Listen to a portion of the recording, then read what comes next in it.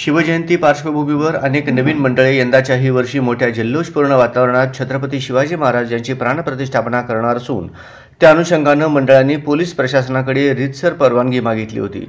पण पोलीस प्रशासनाने नवीन मंडळांना परवानगी नाकारली होती. यानंतर मराठा आंदोलक राम जाधव यांनी आक्रमक भूमिका घेत मंडळांना परवानगी नाकारल्यास मुख्यमंत्री देवेंद्र फडणवीस यांच्या निवासस्थानाबाहेर आत्मदहन करणार असल्याचा संतप्त इशारा पोलीस प्रशासनास दिला होता.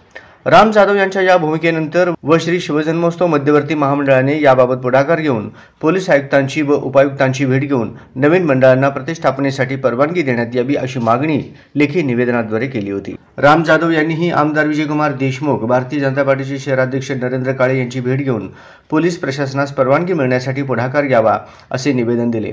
त्यानंतर काळे यांनी स्वतः पोलीस आयुक्तांची भेट घेतली. यानंतर पोलीस प्रशासनाने नवीन मंडळांना परवानगी देण्याचे मान्य केले. पोलीस प्रशासनाने घेतलेल्या या निर्णयाचे तमाम शिवभक्तांनी स्वागत करत आभार मानले. राम जाधव यांनी शिवभक्तांसह पोलीस उपायुक्त डॉक्टर विजय कबाडे यांची भेट शिवराज्याभिषेकची फोटो फ्रेम सबफ्रेम भेट दिली. यावेळी पोलीस उपायुक्त डॉक्टर विजय कबाडे यांना कायद्याच्या चौकटीत राहून दिलेल्या नियमांचे काटेकोरपणे पालन करू, पोलिसांनी एक बेस आणि एक टॉपला व कंटेनर तसेच अत्यावश्यक साहित्यासाठी ट्रॅक्टर आणि इतर साधने वापरण्यास परवानगी दिली आहे. अतिसंवेदनशील ठिकाणी म्हणजे हॉस्पिटलच्या परिसरात डॉल्बी बंद राहील. मध्यवर्ती महामंडळाने डॉल्बीसाठी नियोजित केलेल्या मार्गाचाच वापर करू. छत्रपती शिवाजी महाराजांपेक्षा इतर राजकीय फोटोचा मोठे नसल्याने तो त्याचा वापर होणार नाही. प्रत्येक मंडळ नियमाशी बांधील राहूनच मिरवणूक काढणार असल्याचे राम जाधव म्हणाले.